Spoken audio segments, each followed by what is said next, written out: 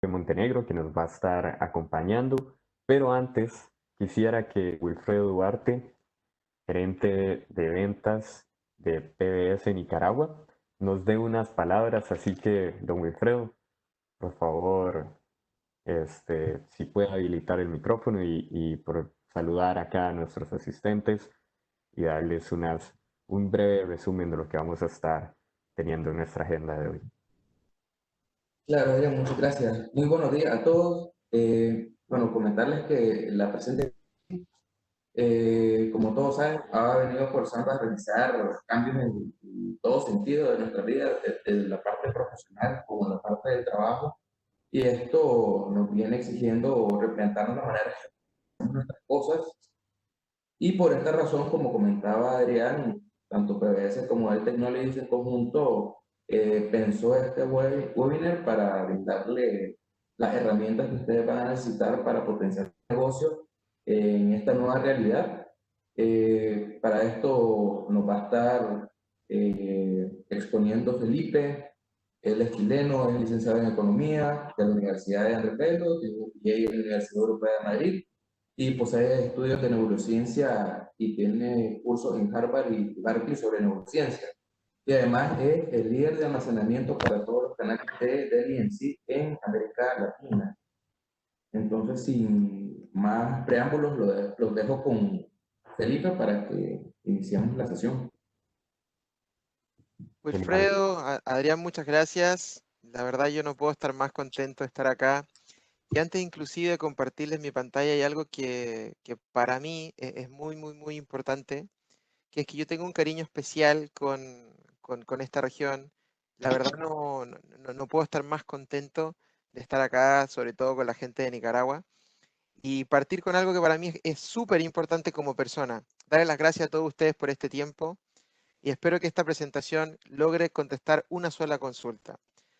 Vamos a hacer esta pregunta y antes de hacerla le tengo que pedir a Alex y a Adrián que no me deja compartir pantalla, me dice solo contenido. Así que mientras lo solucionamos, les quiero hacer una pregunta que por favor la contesten con la máxima, máxima, máxima forma correcta. Antes de esta presentación la pregunta es esta. ¿Ustedes sienten que el futuro después de la pandemia va a ser mejor o peor? Pero la pregunta no es solo si va a ser mejor o peor, es si después de la presentación ustedes ven un futuro mejor del que estaban antes de la presentación. Así que con esa pregunta vamos a dar inicio y como la ley de Murphy siempre funciona en tecnología, el doctor Alexander me dice que tienen que cambiarme el perfil para poder compartir. Bueno, mientras lo solucionamos, hay un punto focal que viene de la mano de la tecnología. Yo tuve la suerte de estar en Nicaragua hace más o menos 7, 8 meses atrás. Estuve también en un evento con PBS. Y una de las cosas que más me llamó la atención era cuando una persona se acercó a mí y me preguntó qué diferencia había en hacer negocios en Centroamérica o hacer negocios en Europa o hacer negocios en América del Sur. Y mi respuesta fue siempre la misma. Mi respuesta fue que hoy día estamos en un mundo más conectado que nunca. Y nuestras presentaciones cada vez logran presentar esto. Y lo que vamos a ver en el día de hoy es darle una pequeña visión de cómo ese futuro se hace realidad. Yo insisto que la ley de Murphy, don Alex, parece que usted tiene el relojito está como presentador y yo no. Pero acá lo solucionamos y no se preocupen porque esto es lo hermoso del futuro, que mientras lo solucionamos hacemos un quick chat que aparece, Alex, usted parece como presenter. Bueno, el tema team. Otra cosa que aprovecho de comentar de que, tal como me presentó Wilfredo, yo tengo bastantes años, ya 12 años estudiando el comportamiento humano. Y una cosa súper fraterna que es para antes de iniciar la presentación, es que una de las cosas que he podido darme cuenta es que el ser humano está entrando en una etapa que vamos a darnos cuenta todos, que es muy diferente, porque yo le hago una pregunta también. Cuando ustedes, ahí sí puedo presentar, cuando ustedes tenían la presentación, o sea, estaban entrando a esta etapa antes del COVID, ¿cuántos de ustedes dijeron en el automóvil, no quiero estar en más tráfico, no quiero estar tanto tiempo en la oficina, quiero estar más tiempo con mis hijos? Y llegó el COVID a cambiarlo todo, ¿no? Y bueno, hoy día damos inicio a esta presentación que, como bien decía Adrián, se llama No estamos en una época de cambio, sino en un cambio de época. Pero para entender este cambio de época, a mí siempre me gusta partir con la historia del pasado y la historia de cómo fueron cambiando los negocios y cuál fue el rol que tuvo la tecnología en ellos. Si ustedes ven esta presentación, no mucho tiempo atrás, estamos hablando del 1700, para los que más o menos quieran tener un contexto de la importancia de este gráfico, el ser humano como lo conocemos tiene más o menos 300 millones de años y en civilización más o menos de los fenicios unos 12.000. Pero miren lo que pasó en bloques de 40 años. En el 1790 no había un comercio de materias primas como lo conocemos hoy día. Cualquiera de ustedes va a un supermercado y hoy día puede comprar sal, puede comprar tela, puede comprar muchas cosas. Pero resulta que en los años 1700 el primer negocio que se creó como una fuente de trabajo única fueron los imperios comerciales. Nació la ruta de la seda, nació la ruta de la sal, nacieron 1 millón de rutas que empezaron a expandir los commodities alrededor del mundo a través de la navegación marítima. Solamente 40 años después, la entrega de esos commodities llevó a una escala de aprendizaje, donde se creó por primera vez algo conocido como los nuevos oficios. Personas que aprendían a hacer algo de manera rústica, lo repetían, se masterizaban y vendían productos y servicios. Solamente 40 años después, empresarios de todo el mundo dijeron, ¿por qué no busco a todos estos tipos que tienen trabajos únicos, los junto en un lugar y hago una empresa con un producto, con un nombre? ¿Qué quiere decir esto? Antes los platos no tenían una marca y ahora tienen una marca que está hecha por diferentes personas. Eso llevó a que otro gran pensador de la historia dijera, ¿por qué no hacemos producción masiva? En vez de tener 400 artesanos individuales donde la calidad no es la misma, ¿por qué no hacemos una producción con calidad y incorporamos un modelo llamado revolución industrial de ocupar las máquinas en producción masiva? Eso hizo que las personas tuvieran mucho menos participación en el proceso de valor y llegó a la gestión profesional. Gestión que se dio para que las personas ocuparan la revolución industrial para llevar las compañías a un siguiente nivel. Y resultó que esa gestión profesional fue tan bien hecha que se creó en la época de los 70 algo que se llama en la ruta de los accionistas. Las compañías necesitaban capital para crecer y expandirse al mundo, lo que hizo que compañías tan grandes llegaran a todo el planeta como lo conocemos. Pero miren lo que pasó en el año 2000 con la llegada de Internet. Cambió el concepto de la escala. ¿Y eso también qué significó? Que teníamos que cambiar el producto de alto margen, como era por ejemplo en la escala de aprendizaje, a producto con bajo margen, pero todo el mundo participando en él. La pregunta es, ¿qué rol juega Internet y la tecnología y qué rol jugamos todos los humanos? Aquí vamos a tener todas las respuestas. Si hay un gráfico que a mí me fascina, es este. Para entender y poder explicar esto de la mejor manera posible, quise explicarles cómo funciona el poder y la creación de valor. Existe un estudio de una universidad muy prestigiosa que dijo que si nosotros tuviéramos la capacidad de transferir el Producto Interno Bruto de la historia de la humanidad, esta universidad tomó el valor del mundo, lo normalizó en dólares de Genen Canis del 1990 y dijo, si el poder adquisitivo fuera equivalente al 1990, ¿cuánto le correspondería a cada persona en cada año de la historia y cuánto valor se crearía en la humanidad? Todos creyeron que la revolución industrial había sido el momento de mayor creación de valor de la historia. Pero miren esto, si nosotros tomábamos el año del nacimiento de Cristo y tomáramos todo el dinero del mundo y lo dividiéramos de la cantidad de habitantes, da 467 dólares. Ese número no fue cambiando hasta la revolución industrial, que llegó a 873 dólares. Si ustedes les hubieran preguntado a los profesores de universidad que enseñaban el antiguo mundo, le habría dicho que la revolución industrial fue el hito histórico más importante en la productividad del mundo. Pero quiero que se vayan de este webinar llamando a su profesor de economía o de historia y diciéndole, señores, no fue así. En el año 2000, con la llegada del boom de los .com, se crearon en la historia 236 trillones de dólares solamente en 5 años. Para explicarle un poco la intensidad de valor que creó esa industria, es cosa de explicarles que los primeros 3 lugares del mundo de valor bursátil no estaban y no existían o no eran jugadores antes del año 2000.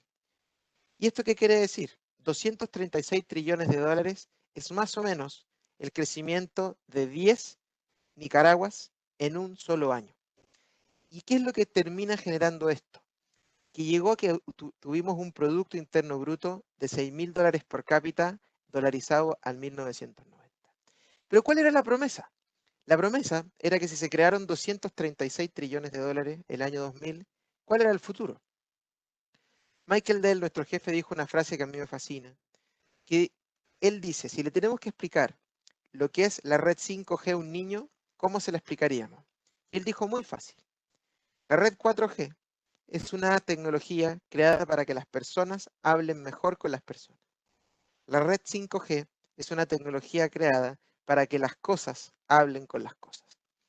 Entonces, desde este punto de vista, el 5G, el Internet of Things, el Machine Learning, ofrecían un potencial de $1 trillón.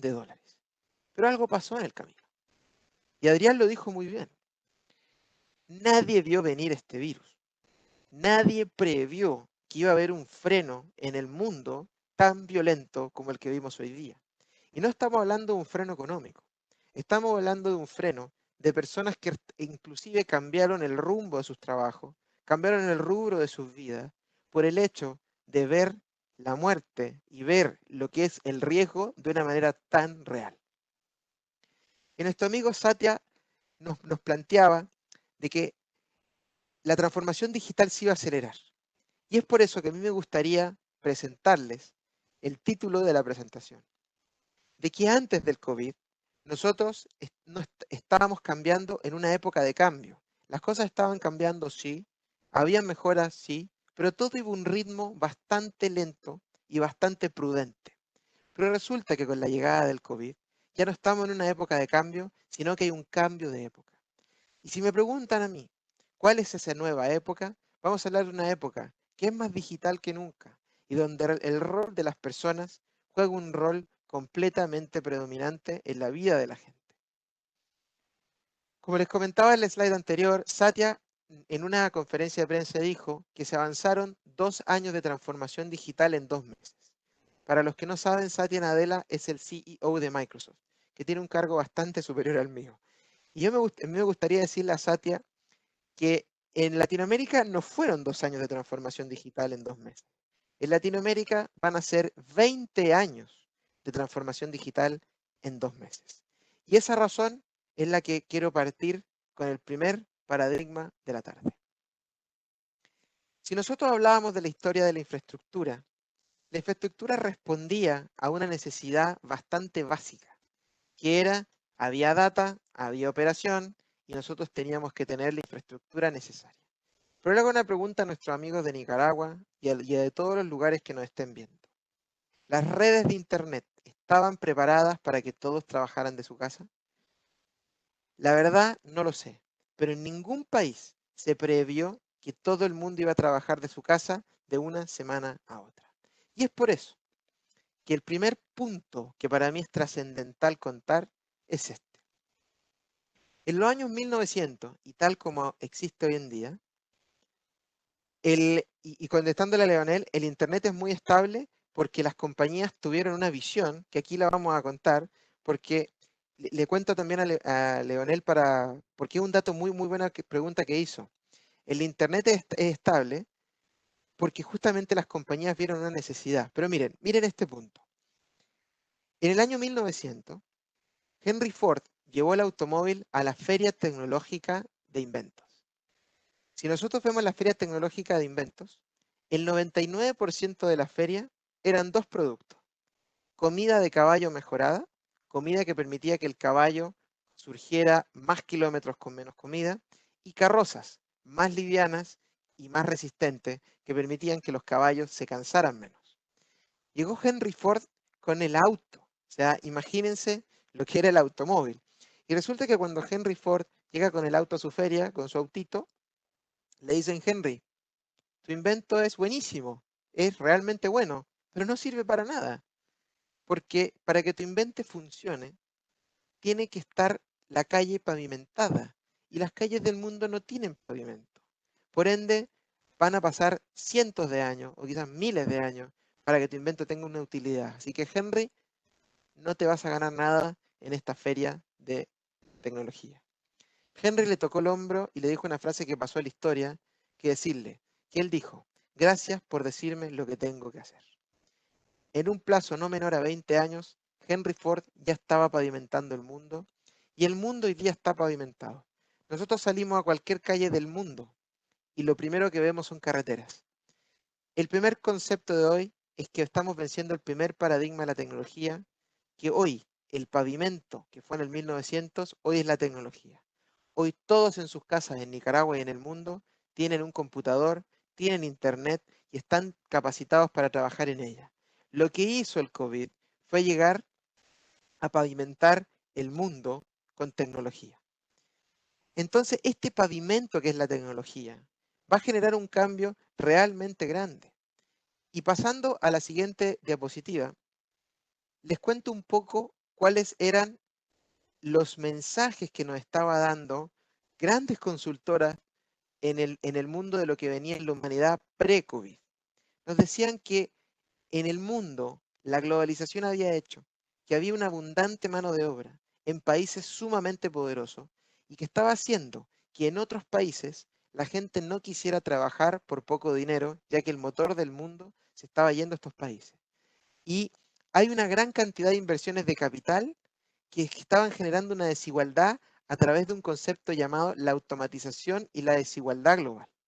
Desde el mismo punto de vista, hemos visto el Brexit, el mensaje de Trump de que había que hacer las cosas en Estados Unidos y no comprar cosas de afuera, y la globalización, por ende, se estaba cuestionando. Estaban hablando que todos deberíamos volver a lo local y no a lo global. Y lo que estábamos hablando era de una jubilación de la geoglobalización en un poco tiempo. El tercer punto es que estábamos viendo una economía espacial donde gracias a la tecnología, la gente en lugares como Londres, en capitales donde el metro cuadrado era insanamente caro, ya la tecnología permitía que la gente pudiera trabajar de sus casas y se fueran a otras ciudades, a otras localidades, incluso trabajar mirando el mar, lo que generó una nueva economía espacial. Y el último punto era que decía que había una superabundancia de capital que se estaba empezando a acabar. El mundo empezó a ver que cada vez había más ideas, porque en el año 2017 una gran consultora mundial dijo que había más dinero que ideas en el mundo. Y eso hacía que las tasas de interés estuvieran bajando y bajando. Pero la misma pregunta va de que, ¿qué hubiese pasado si en Chile, en Nicaragua o en cualquier lugar del mundo una compañía habría sido visionaria y habría dicho, mi compañía va a trabajar desde la casa el año 2015 y habría empezado a hacer todo el modelo para trabajar de casa desde el 2015? Esa compañía, sin lugar a dudas, con la llegada del COVID, iba a tener el camino muchísimo más grande y más avanzado que la mayoría de las compañías que tuvieron que cambiar a la fuerza. Entonces, el segundo concepto de la tarde es que hay que entender cómo cambia el paradigma. Y el mensaje central de que nos dicen todas las grandes universidades, e incluso nos dicen los mercados, es que hoy día hay que reinventarse. Y esa reinvención viene de la mano, a mí tuve la suerte que llegó a mis manos un paper de una universidad llamada Harvard, que decía que vamos a pasar de un universo tridimensional a un universo multidimensional. Todos los que tuvimos la cercanía de escuchar las tres dimensiones, producto, precio, plaza, la gran mayoría de los negocios que tenían éxito estaban de la mano del producto, el precio y la plaza, pero sobre todo la plaza. Las situaciones se generaban por confianza del lugar. Yo iba a comprar a un supermercado por donde se encontraba físicamente. Y aquí viene el rol predominante de esta presentación. Harvard nos dice que tenemos que reestructurar nuestras capacidades, nuestras operaciones y sobre todo entender cómo van a cambiar nuestras conexiones. Y a mí me gusta traducir un poco las cosas y les puse un pequeño nombre. A las capacidades les llamé hábitos, a las operaciones fortalezas y a las conexiones relaciones. Harvard se refiere a las capacidades, al hecho de yo saber si tengo o no tengo las herramientas para poder ir al nuevo mercado. Les pongo un ejemplo. La gente que está hoy día en mi oficina ya no se puede ver todos los días. Yo no sé qué es lo que están haciendo todos los días y yo no sé si las capacidades de las personas con las que yo trabajaba son las correctas. Pero resulta que hay un patrón y una cosa que, como comenté en el inicio de la presentación, yo soy experto en el comportamiento humano y en la creación del comportamiento mediante la neurociencia. Y el lenguaje del inconsciente o el automático de un ser humano se llama hábitos. El hábito no solamente es de las personas que viven en la compañía, es también de los consumidores. ¿Cuánta gente que perdió su trabajo? ¿Cuánta gente que perdió un familiar? ¿Cuánta gente que está en una situación difícil o que está inseguro en su trabajo va a crear nuevos hábitos? Esos hábitos no son capacidades, sino también son atributos que te hacen tener un temor. Y la pregunta que nosotros como líderes, todos los que estamos acá, es ¿cómo cambiamos los hábitos de incertidumbre, de miedo de nuestros hijos, de nuestros colaboradores? Y también entendemos cómo van a ser los hábitos de conducta de la gente después del COVID. Y eso lleva a nuestras fortalezas. Yo no sé cuál será el nombre del mejor restaurante de Nicaragua, pero me acuerdo que cuando fui pude ir a varios muy buenos, pero el mejor restaurante de Nicaragua tiene la particularidad que está ubicado en un lugar. La mayoría de la gente que iba a un restaurante famoso iba por su localidad, por su decoración y la comida era parte del tremendo espacio. Pero resulta que ahora con el COVID, con todos los lockdown, ahí me dice don José Leonel que es Don Cándido. Don Cándido tenía un lugar físico. La pregunta es, en este nuevo mundo, donde la gente en todo el planeta está pidiendo las cosas por internet, le entran a competir nuevos competidores a Don Cándido, porque ahora la gente cuando pide la comida va a entrar en una aplicación donde hay otros restaurantes, donde pueden hacer otro tipo de promociones, y las fortalezas de los restaurantes, las fortalezas de los negocios están totalmente cambiando. Pero a mí lo que más me importa que usted les explique esto, no son las fortalezas de la empresa, porque una empresa no es nada más que la suma individual de las pequeñas personas. Un restaurante es la suma de sus cocineros, un restaurante es la suma de los que compran los ingredientes. Entonces lo que nos tenemos que plantear acá es cuáles son nuestras fortalezas como individuos que en la suma hacen una gran compañía. Y esas fortalezas van a ser la clave del concepto de las operaciones. Tengo una persona que entrega en la última milla, tengo una forma de conectarme, etc, etc, etc. Y para mí la más importante, no hay uno, hay cientos de estudios que explican que las personas le compran a la gente que confía. Y el mundo tradicional, el contacto físico, jugaba un rol trascendental en un negocio. Yo iba a ver la oficina de mi cliente, de mi partner, de mi socio, antes de tomar una decisión. Yo le daba la mano. Yo estaba en una realidad donde podía estar con alguien. Hoy día ya no le puedo dar la mano, ya no puedo ir a visitar sus instalaciones, o lo más probable es que como va a trabajar de la casa, todo sea distinto. Entonces la palabra relaciones es crítica en cómo nosotros vamos a trabajar las relaciones interpersonales con las personas para que esas personas perciban mis niveles de confianza y les vuelvo a repetir, la gente compra en la gente que confía. Otro estudio decía que el cierre de negocios de mano y el saludo de mano van a dejar de existir. Yo les digo que eso me duele en el alma porque a mí me encantaba dar la mano a todas las personas. Estas tres dimensiones se llaman ambientes multidimensionales.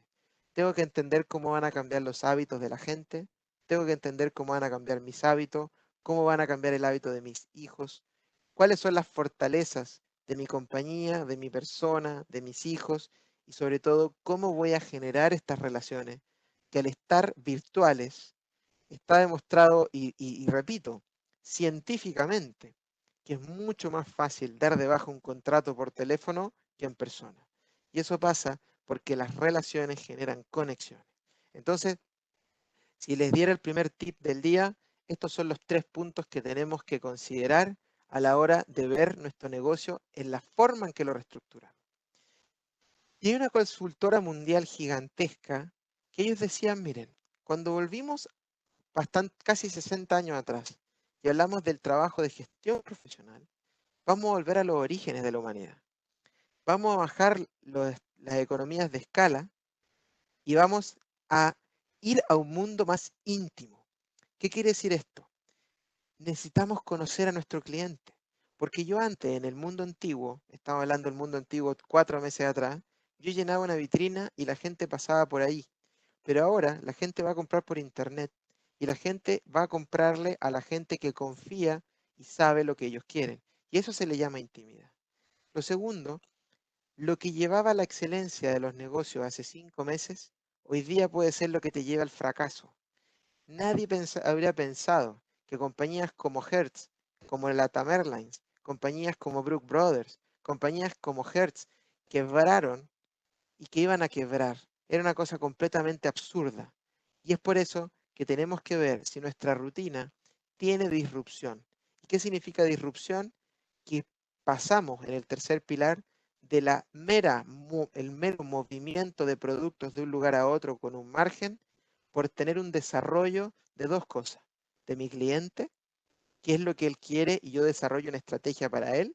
Y el segundo, un desarrollo del producto, donde le agrego algo que lo hace único y eso base y nace de la intimidad que logré crear con mi cliente.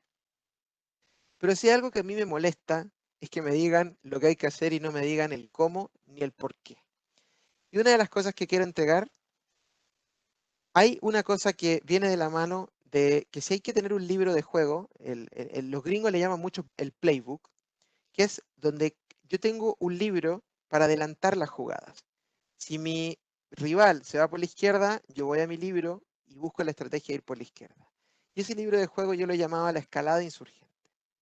Porque hoy las compañías están creciendo, pero de una forma que va a ser aceleradísima hacia el camino al futuro.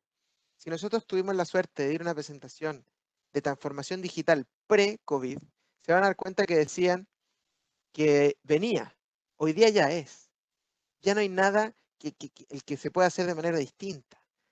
Entonces, el qué es súper sencillo.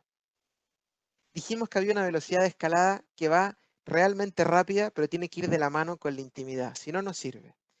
La construcción de negocios tiene que ir de la mano no solo de la innovación, sino que tiene que ir de la mano de conocer esa intimidad y poder entregarle al cliente todo lo que el cliente realmente necesita y no solamente lo que él cree que necesita. Y eso se hace a través de redes y plataformas, donde no solamente nosotros estemos poniendo publicidad, sino que entreguemos un espacio para conocer realmente las motivaciones individuales de nuestro cliente. Y esto lleva a un concepto que a mí me fascina, que se llama capital flexible. El capital, hace 10 años atrás, era un capital que se llevaba a los activos fijos y a los activos que eran móviles, que eran depreciables, y a los activos fijos que tenían plusvalía. Hoy día, un activo se puede depreciar en 1 minuto. En el año anterior se podía depreciar en 100 años. Entonces, este capital flexible, ¿qué es el capital? El capital, conocido económicamente, es lo que a mí me genera mayores ingresos. El dinero fue conocido por capital porque me generaba ingresos, pero hoy día el capital no es dinero. El capital es mi cliente, el capital es la intimidad, el capital es la confianza. Y eso genera a una conexión con que estamos haciendo una compañía de 2 sistemas. Una es de un capital conocido, que es el cash flow, cómo se mueve el dinero, pero el verdadero capital de la compañía es el sistema de cuánto mis clientes me quieren y cuántos mis clientes realmente me van a recomendar. Y aquí juega un rol predominante de una frase que nació de múltiples próceres del mundo, que decían que las personas y los talentos eran la clave de la compañía. Sir Richard Branson decía que no cuides a tu cliente cuida a tus trabajadores, porque ellos van a cuidar a tu cliente. Entonces, hoy día, gracias a este virus, vamos a llegar a un nuevo escenario de posibles talentos.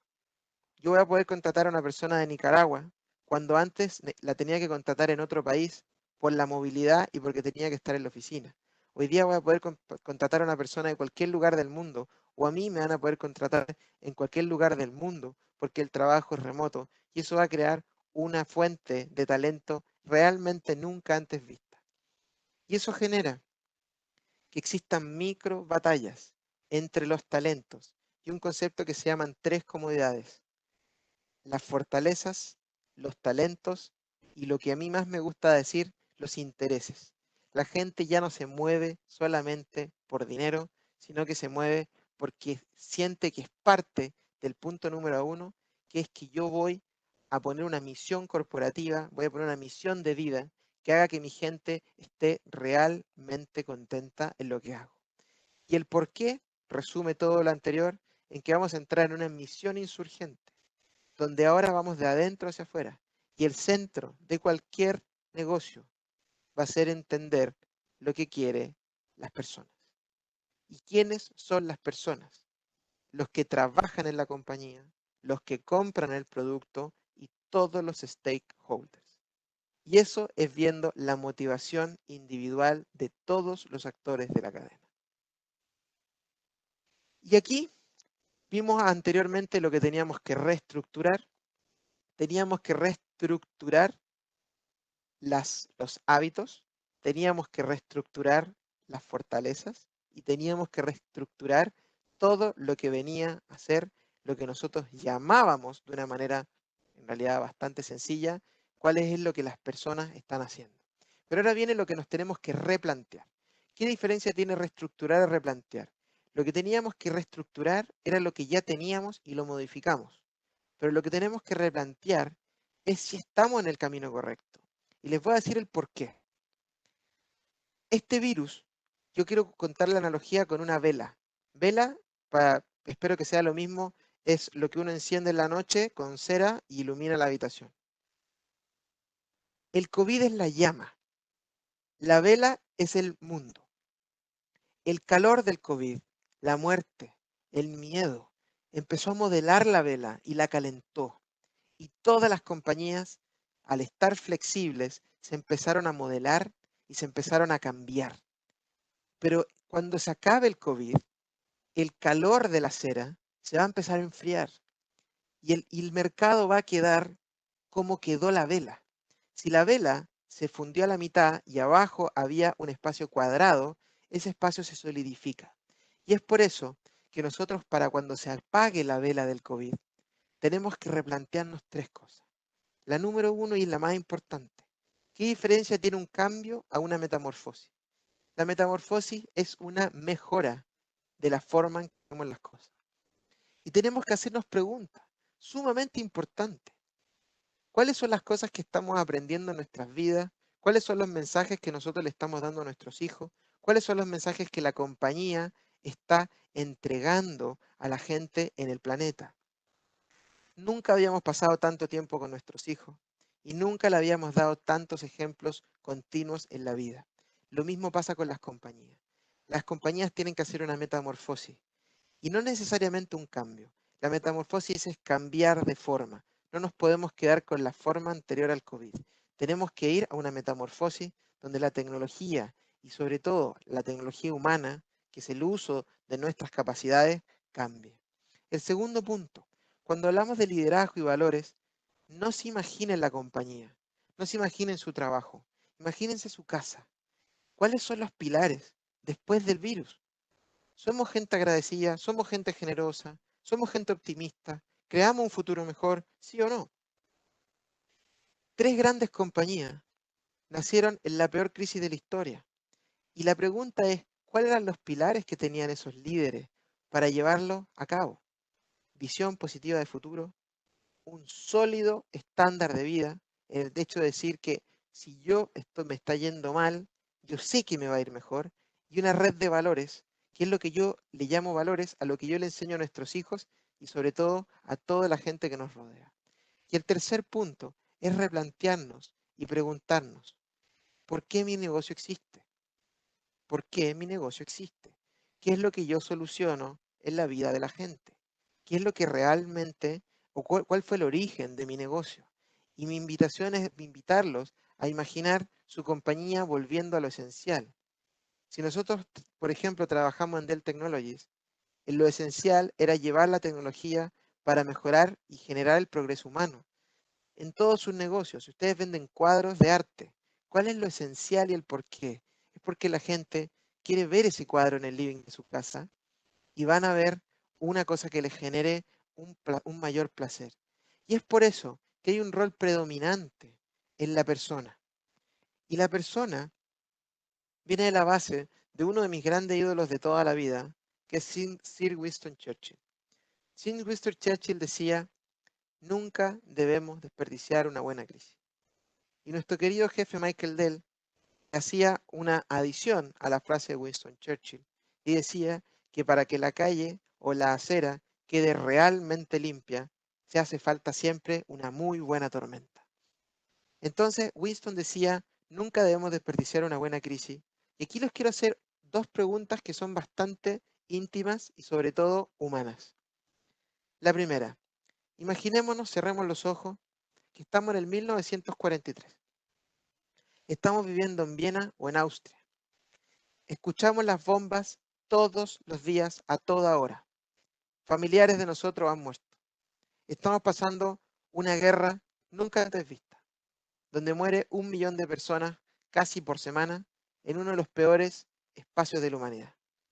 Imagínense entrara yo por su casa y les dijera en Austria, en el 43, familia, hay que tener fe.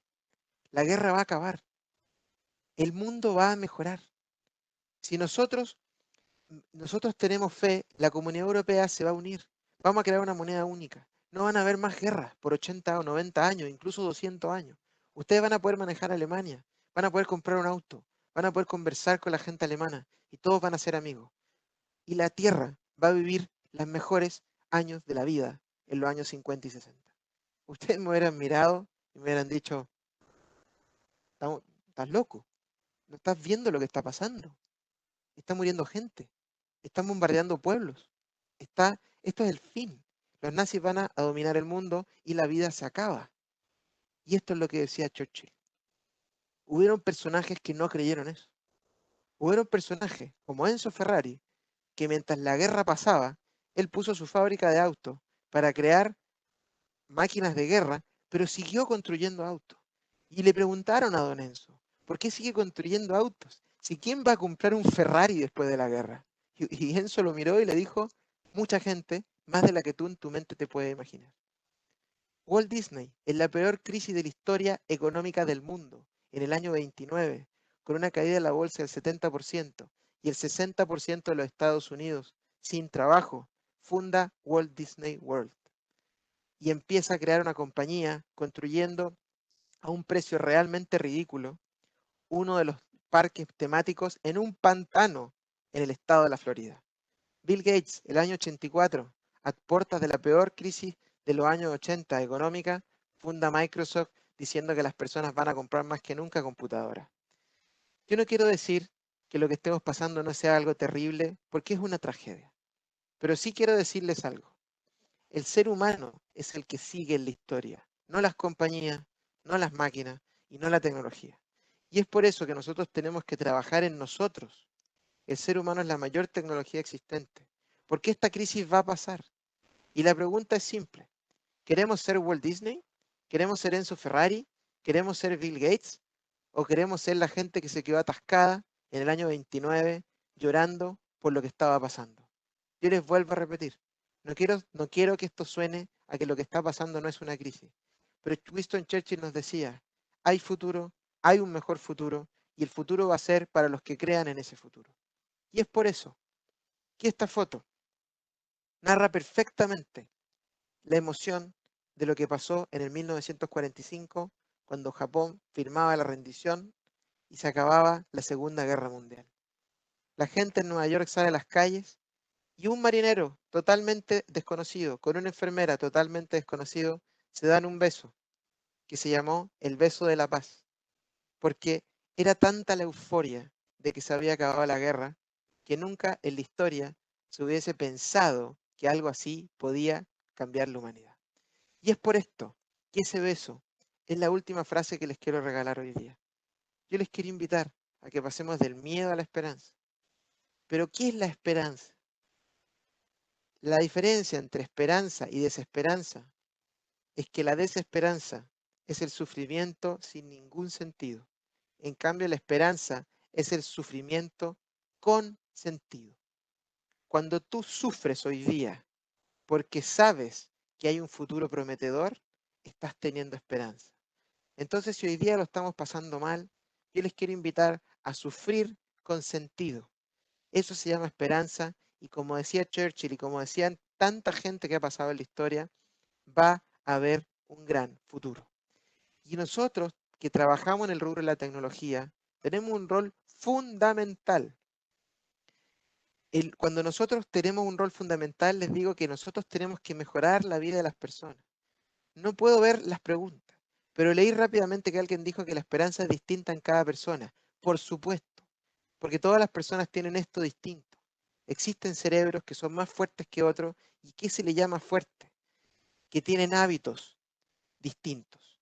Las personas que tienen hábitos de gratitud, de optimismo, de esperanza, y le quiero decir algo al equipo.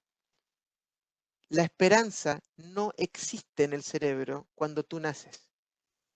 Si ustedes van a los estudios de la psicología positiva y neurociencia, existen doctores que después, el que quiere seguir esta conversación, podemos seguirla cuando quieran, porque en esto he dedicado mi vida. Cuando nosotros hablamos de la esperanza, el padre de la psicología positiva dijo que la esperanza es una emoción adquirida. No se nace ni con esperanza ni con desesperanza. La esperanza y la desesperanza se adquieren. Esto es un estudio que se llama Learners Hopeless, que es cómo la desesperanza se aprende y cómo la esperanza se aprende. Y le agradezco mucho ese comentario, porque ustedes, aparte de trabajar en una compañía, trabajan en la compañía más importante del planeta, que es su familia. Nosotros no solamente le enseñamos y trabajamos en una empresa, nosotros estamos dándole y enseñándole a nuestros hijos y a nuestras familias. Y por eso que ese comentario fabuloso es que la esperanza es una emoción que se crea, no es una emoción que se nace. Entonces, la pregunta que me pueden hacer, ¿cómo se genera esperanza? Bueno, la respuesta es muy fácil, son 3 simples palabras. La respuesta son 3 simples palabras, compren mi libro, no es broma.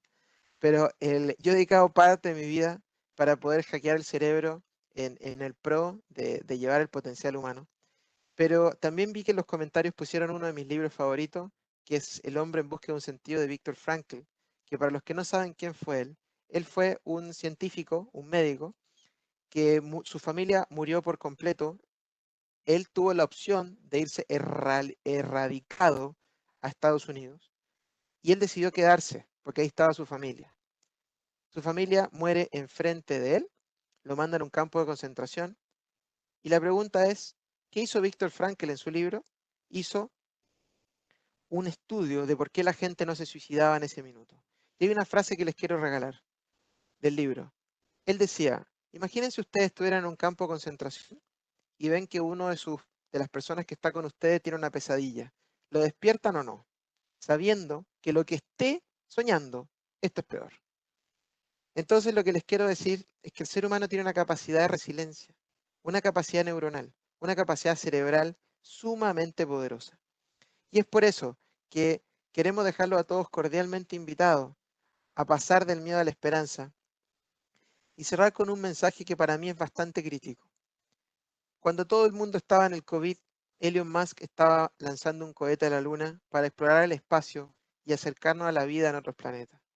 Cuando estaba el COVID, muchas personas estaban dedicando su vida a generar espacio de desarrollo humano. Yo soy un tecnólogo optimista. Quiero contarles que las divisiones de storage o las divisiones de tecnología solo tienen una misión: hacer la vida de las personas mejor. La tecnología no tiene ni un sentido si no mejora la vida de las personas. ¿Cuál era la posibilidad? Que sin el COVID hubiéramos tenido esta reunión hoy día. ¿Podría haber ido a Nicaragua? Sí, pero quizás no podría haber ido y quizás no todos los que están acá podrían haber asistido. Ese es el rol de la tecnología. Y les quiero dejar con un mensaje final. Cada vez que vayan a una charla mía van a escuchar esto. Si ustedes les preguntara cuál es el mejor regalo que le pueden hacer a un hijo, ¿cuál me dirían que es? Me pueden decir que es tiempo, amor, educación, un storage, porque acuérdense que los niños aman los storage. Existen un millón de cosas que ustedes me pueden decir que es el mejor regalo que le pueden hacer a un hijo. Esperanza. Pero hay algo que es superior. Los niños y su cerebro tienen un referente. El referente de cualquier niño son sus padres. Si el hijo o hija los ve a ustedes bien, él cree que todo está bien. Y si quieren ver una muestra de esto, vean la película de, no me acuerdo si se llama, no es Cinema Paradiso, ahora mientras hablo me voy a acordar el nombre, que es la película, que es una película de un padre que estaba con su hijo en la guerra y él simula que estaban en un juego para que el hijo no se diera cuenta. La vida es bella. Muchísimas gracias. Es que la memoria a veces me falla porque no tengo disco o el flash. En La vida es bella, el papá le narra a su hijo que todo era un juego y el hijo lo cree. Si ustedes están bien, sus hijos van a estar bien. Si ustedes están mal, sus hijos van a estar mal.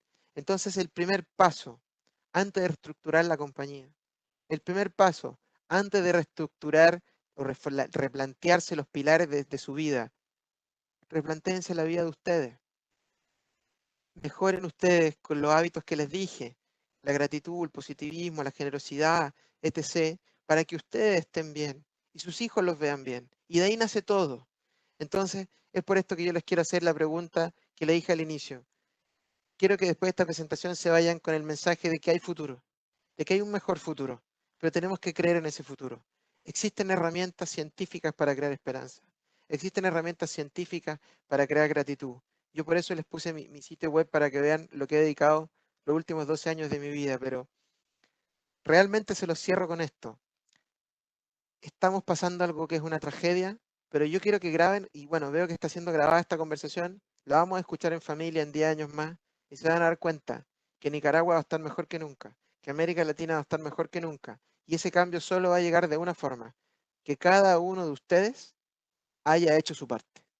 Y todos vamos a hacer nuestra parte y vamos a hacer este maravilloso futuro. Así que equipo, les quiero dar las gracias por este tiempo. Quiero estar muy agradecido con todo el equipo de PBS, con todo el equipo de Conecta, con todo el equipo, sobre todo con la gente de Nicaragua. Y cierro con el mismo mensaje que inicié. Yo adoro Centroamérica, adoro Nicaragua porque es gente muy linda. Y por favor nunca pierdan eso, de tener un concepto de familia, de estar unidos. Y cuenten conmigo para todo. Ahí está mi correo, está mi página. Pavel, son todos amigos, Wilfredo, y les digo, muchas gracias, y de verdad, todo lo que necesiten vamos a estar aquí para ustedes. Muchas gracias y quedo pendiente si es que hay preguntas. Perfecto, Felipe, muchísimas gracias por tu participación y por la presentación.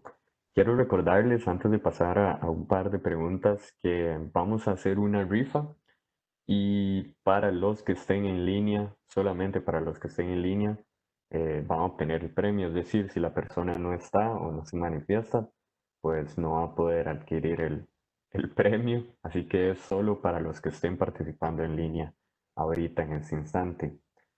Bien, para romper el hielo con las preguntas, aunque hemos visto muchos saludos, muchas felicitaciones, inclusive Eduardo Rivera te dice que excelente ponencia, Felipe. Hay muchos mensajes de gente felicitándote, pero yo quisiera hacerte una consulta sobre el presente y sería si hoy por hoy yo saliendo de esta charla tengo que repensar en este tiempo de pandemia, ¿qué consejos me darías para iniciar este, este hábito de estar replanteando o estar repensando, ya sea el modelo de negocio o la transformación que debo hacer en mi negocio? De hecho, Adrián, muchas gracias y respondo su pregunta con una pregunta muy rápida. Sí, soy chileno, nacido y criado en Chile. De hecho, tuve la suerte de viajar mucho y por eso tengo un acento destruido, que yo le llamo el acento latinoamericano destruido, pero su pregunta viene de la mano de lo siguiente, Adrián, y les cuento todo.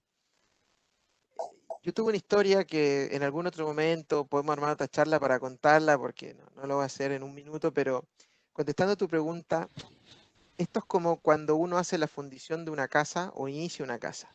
Si tú sales a construir una casa del techo hacia abajo, lo más probable es que sea un completo fracaso, ¿no?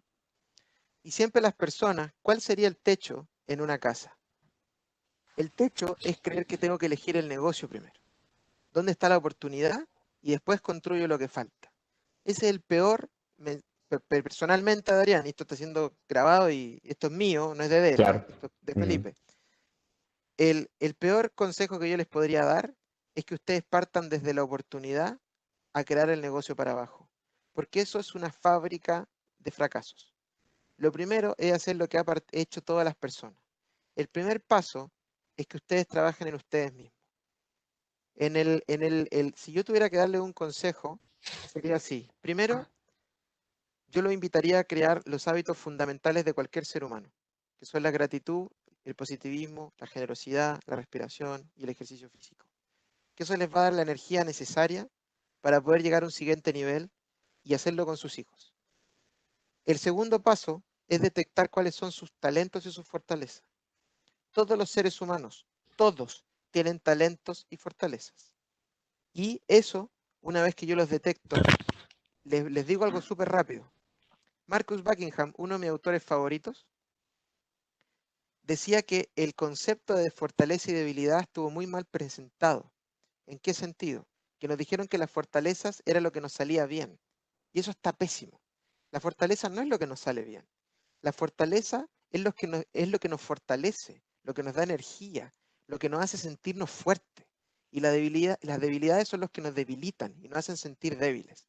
Es por eso que si tú eres muy bueno, mejor, tu hijo es muy bueno para las matemáticas, pero cada vez que hace un ejercicio se debilita, él tiene que ir hacia lo que le da energía. Y a través de un concepto que se llama outlier, si él tiene 10.000 horas de práctica en lo que sea, va a ser un fuera de serie. Pero para llegar a tener 10.000 horas de práctica, que son 10 años, 10 horas al día, tienes que amarlo. Si tú no amas eso, es imposible que llegue a 10 años de práctica, porque en los 3 te suicidas. Entonces, el hecho es que el primer paso para hackear el cerebro, yo los quiero dejar todos invitados y obviamente si la gente de BDS les parece, nosotros estamos grabando y de hecho esta pandemia me motivó a hacerlo, de crear un curso para poder ver cómo desarrollar los hábitos de la abundancia positiva de emociones y tener un entrenamiento formal.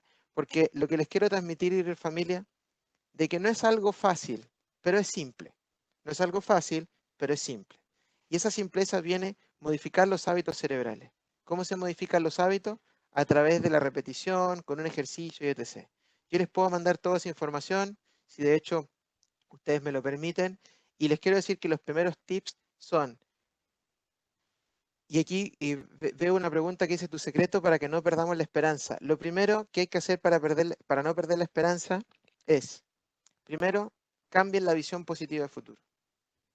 No se enfoquen en lo malo, no se quejen y visualicen lo bueno. Lo segundo, el miedo, el terror y todo lo que significa los hábitos inmovilizadores se generan por una cosa que se llama la amígdala cerebral, que es el botón de pánico del cerebro. Para vencerla, tú tienes que desarrollar hábitos como la meditación, como el hecho de generar el hábito de la gratitud, el hábito de la visión positiva del futuro y otros más. Pero lo que les quiero invitar es que no hay que generar ansiedad. No traten de hacer todo de un minuto. Partan por una cosa a la vez. Si van a hacer el hábito de la gratitud, partan por ese. Si van a partir por el hábito de la visión positiva, partan por ese.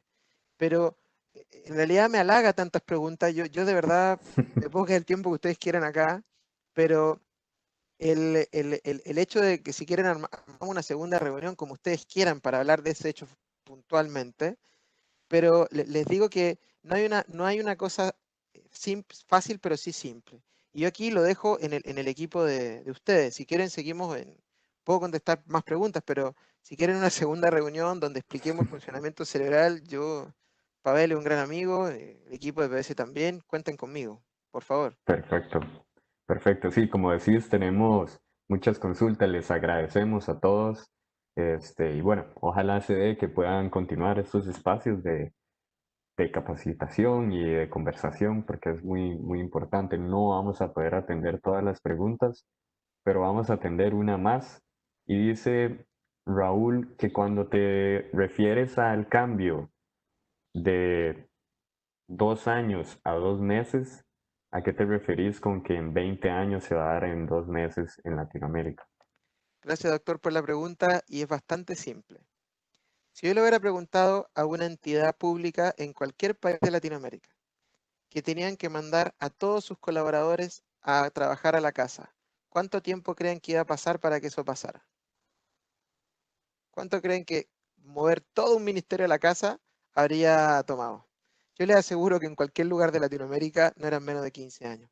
Mucho tiempo. Y si es que, porque podrían haber estado ahí para siempre. El tema es que a eso me refiero. Compañías excesivamente tradicionales como la banca, donde en la banca tú tienes que ir a la oficina todos los días. Hoy día estás trabajando en tu casa. Entonces lo que me refiero a que muchas compañías, los latinoamericanos somos muy tradicionales, habría tomado años para que la banca se fuera a la casa, para que los ministerios se fueran a la casa, para que inclusive las consultoras se fueran a la casa. Hoy día están en la casa. Entonces, sin COVID, el Ministerio Público de Nicaragua se habría seguido trabajando en el ministerio por 20 años. Hoy día, en 2 meses, van a trabajar de sus casas. No sé si contesto la pregunta. Genial, Y, genial. y equipo, Eh, ahí lo dejo en manos del equipo de PBS y cuenten conmigo para todo. ¿Ah? Ahí está mi sitio y con mucho cariño, gracias por su tiempo. Perfecto.